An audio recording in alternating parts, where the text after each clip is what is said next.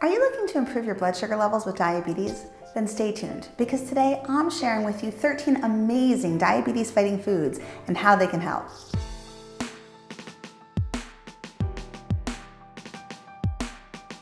Hey everyone, Erin here with Healthy Mom Happy Family, and I'm so happy to have you join me today. Now, if you have diabetes, you may like to focus on the things that you shouldn't eat or the things that you need to avoid. But when you have that mindset, it can start to make you feel deprived, and that can make it hard to stick with your meal plan goals. So instead, today I wanted to share with you 13 foods that can actually improve diabetes management. And I'm going to show you how adding them to your diet can help. Now, before we get started, I wanted to remind you that if you're trying to manage diabetes, you don't have to do it alone. I would love to invite you to subscribe to my channel so you'll never miss new tips and tricks and simple recipes to help you achieve your blood sugar goals. So make sure to hit that subscribe button, turn on that notification bell, and you will never miss any new tips or tricks. Now, in today's video, I'm going to be sharing with you my top 13 foods for managing diabetes. I'm going to show you why these foods are beneficial to blood sugar management and how to easily incorporate them into your diet. And make sure you stick around to the very end, because I'm going to share with you how you can grab a free downloadable cookbook that incorporates many of these beneficial foods. So you don't want to miss that. Okay, so let's get started. Now, as I dive into sharing with you these 13 foods that can help you manage diabetes, I just want to remind you that this is not an all-inclusive list. There are many foods out there that help to improve blood sugar management. So don't feel like if your favorite food's not on the list, you can't eat it. These are just 13 of my favorites, and I wanted to share with you why they work so you can make sure you're eating them on a regular basis. So are you ready? Okay, so first up are legumes. Now, I am a huge fan of legumes for so many reasons. If you're not sure what a legume is, it is beans and lentils. And one of the reasons I love to recommend them are they are a quality source of plant-based protein. So if you want to get more plant-based protein into the diet, legumes are great. But they also have high levels of soluble and insoluble fiber, as well as resistant starch. And these things work together to slow down how quickly carbohydrates are digested and absorbed in the body, which helps with blood sugar response after meals. Many studies have even found when you eat beans and lentils, it not only helps with blood sugar regulation, but it can actually protect against the development of diabetes in people who are at risk.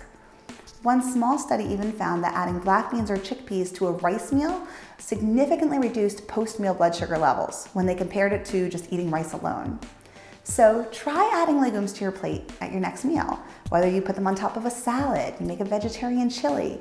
You can even mash them and incorporate them into a variety of recipes. The options are really limitless, but definitely add more legumes to your plate.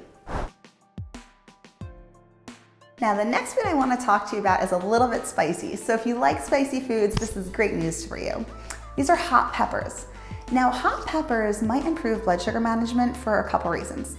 When you look at hot peppers, they have this compound in them called capsaicin. And this compound has been found to have a lot of powerful anti-inflammatory properties. It has been shown to help lower blood pressure. And that's really good news if you have high blood pressure, because that can increase your risk of heart disease. And we know people with diabetes have a greater risk of developing heart disease. So we want to keep blood sugar levels as close to normal as possible. But in addition to that, capsaicin actually can have an impact on blood sugar levels. In animal studies, they found that adding capsaicin increased insulin secretion. And now human studies have been found that adding capsaicin to meals can actually help to reduce the response of blood sugar after the meal. So basically, if you're eating a food that's rich in capsaicin, like hot peppers, your blood sugar response after the meal is lower than if you were to eat the meal without the hot peppers added. So if you can handle the heat, I definitely recommend adding a little bit more hot pepper to your diet. Okay, so let's talk about oats. Now, I love recommending oats for a lot of reasons. First, oats contain a specific type of soluble fiber that's called beta-glucan. And this fiber has been shown to be really effective at reducing unhealthy LDL cholesterol levels. Now, if you have diabetes, you're at a greater risk of heart disease. And when we have elevated LDL cholesterol, that puts us at an even greater risk. So a food that can help directly lower LDL cholesterol is really good news when it comes to diabetes management. Now, in addition to that, the soluble fiber in oats might have a positive impact on blood sugar levels as well. Research has found that when you increase your intake of oats, it can actually significantly lower your A1C levels and your fasting blood sugar levels. Now, if you're not sure what A1C levels are, that's basically your 3-month average of blood sugar. So oats can help lower not just your fasting blood sugar in the morning, but also your long-term blood sugar management. Some research even suggests that adding oat bran to a meal that already contains carbohydrates may reduce that post-meal blood sugar response. So basically, if you are eating a meal and it has carbohydrates already, and you add some oat bran to that meal, your blood sugar response after that meal might be lower. So oats, there's so many ways you can incorporate them. You can have them as a breakfast cereal. You can substitute rolled oats instead of breadcrumbs in a recipe. You can use oat flour versus whole wheat flour. There's so many things you can do to add more oats to your diet, but definitely try to incorporate them more regularly for an improvement in blood sugar. Now next up is cinnamon, and I know cinnamon's not really a food, but there's so many ways to incorporate cinnamon into your diet, and it can have a direct impact on blood sugar levels, so I didn't want to leave it off the list. All right, so cinnamon has been found to improve insulin sensitivity, and it's also been shown to help with slowing down the breakdown of carbohydrates in the digestive tract. So these two things together might help to slow the rise in blood sugar levels. And when we look at the research on cinnamon, generally it seems like these health benefits come from about a half a teaspoon of cinnamon. So it doesn't take much to start to see some beneficial effects from adding cinnamon to your diet. Now there's so many ways you can use cinnamon, but you can sprinkle cinnamon on your oatmeal in the morning. I personally like, if I'm making popcorn, I like to sprinkle some cinnamon over the top of it for a nice sweet flavor. But you can even incorporate cinnamon into things like teas and coffees or smoothies. So get creative with it, but definitely try adding a little more cinnamon, and that might have a positive impact on blood sugar. Okay, so let's talk about kefir. Now, if you haven't tried kefir yet, I definitely want you to think about starting. This is a probiotic-rich yogurt drink, and it has been shown that it may have a beneficial impact on blood sugar levels. So when we look at the research on kefir, one study of people who had type 2 diabetes, they found that when they were drinking kefir daily, there was a significant reduction in both fasting blood sugar levels as well as A1C, which remember I talked to you about is that 3-month average of blood sugar. Now, this might be due to the impact of the probiotics in kefir on gut health. Now, you do have to do your research when you're going to add kefir to your diet, because not every kefir is created equal, especially when you look at flavored kefirs. Some of them can have a large amount of added sugar. And we know if we add too much added sugar to our diet, that can have a negative impact on blood sugar regulation. So I would definitely make sure that if you're choosing a kefir, you look for an unsweetened one or one with the least amount of added sugar possible, and that's gonna offer you the best potential benefits. So now I want to talk to you a little bit about apple cider vinegar. Now I am sure if you've been looking at foods that benefit blood sugar and diabetes, you've probably come across recommendations to incorporate apple cider vinegar to your diet. So I wanted to touch on it a little bit because it can be beneficial, but you also have to be careful with apple cider vinegar as well. So when we look at the research on apple cider vinegar, to date, most of the research has been very small sample sizes of the population. However, in those studies, it does appear that apple cider vinegar might help you to feel more satisfied after meals, and it might also help improve that post-meal blood sugar response. So basically, the meals that have apple cider vinegar, the blood sugar seems not to go quite as high after eating those meals as compared to meals without apple cider vinegar. But again, this is on very small sample sizes of the population, very small studies. I think that it needs to be studied in a larger capacity before we can say it definitely improves diabetes management. However, there's really not a downside to adding it, but there are a few things you need to do. So you never want to take apple cider vinegar if it's not diluted. And the rule of thumb to use is for every 1 tablespoon of apple cider vinegar, it should be diluted in a minimum of 8 ounces of water or another fluid. So if you're going to make a beverage with apple cider vinegar, it's 1 tablespoon apple cider vinegar for a minimum of 8 ounces of water. Or if you're making a salad dressing, 1 tablespoon of apple cider vinegar into 8 ounces of the additional fluid you're using to make the salad dressing. Always dilute it so you can get the benefits without any potential risks. Okay, so now I wanted to talk about nuts, because nuts make a terrific snack choice for people with diabetes. And there's a lot of reasons for this. I mean, they're delicious, right? But they're also rich in plant-based protein, and we know that getting more plant-based protein in our diet is beneficial. They also contain a good amount of those healthy unsaturated fats, and they have fiber. So nuts really have this trio of nutrients that help you to feel satisfied after eating. They're not providing a source of additional carbohydrates, which can impact blood sugar levels, and you're getting beneficial nutrients like those heart-healthy fats that can reduce inflammation in the body. Now, when we look at the research on nuts and diabetes, research has found that eating tree nuts when you have diabetes may lead to improvements in blood sugar levels. One study found that when you're averaging about 2 ounces of nuts daily, that was found to have the biggest reduction on fasting blood sugar levels, along with reducing that 3-month average of blood sugar, the A1C level. Okay, so 2 ounces of nuts throughout the day is really where we saw the biggest benefit. Now, do you have to eat 2 ounces of nuts every day if you don't like nuts? No, this is a list of so many different types of foods that can benefit. But if you enjoy nuts, or if you haven't been adding them to your diet but you want to start, this can be really beneficial. Nuts throughout the day, there's so many ways you can use them. You can do nut butter, okay? If you do nut butter, just make sure it doesn't have a lot of added sugar, but it's a great spread on vegetables, on toast. You can put chopped nuts on salads. You can eat them alone as a snack. You could be making a stir fry and tossing nuts into that, or you can even just make your own homemade trail mix. There's so many ways you can incorporate nuts, and they're a really great snack because they do keep you satisfied. They give you that satisfying crunch, but they also could potentially be benefiting blood sugar as well.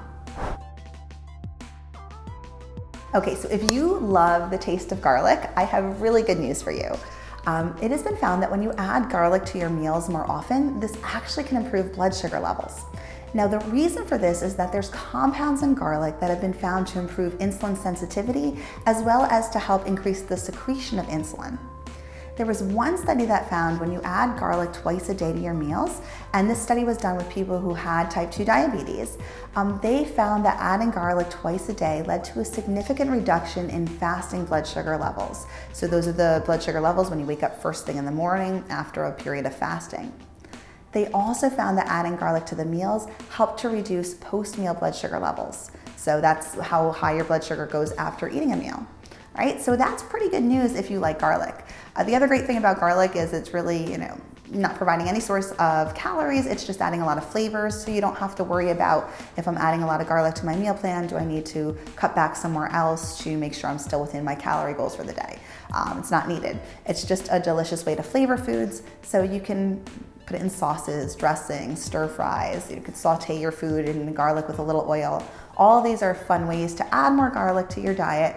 And the research too, whether you're incorporating garlic raw, whether it's used in a recipe, that didn't really seem to matter. It was just getting more garlic into the meal plan. So however you enjoy it, go ahead and add it, and it might benefit your blood sugar as well.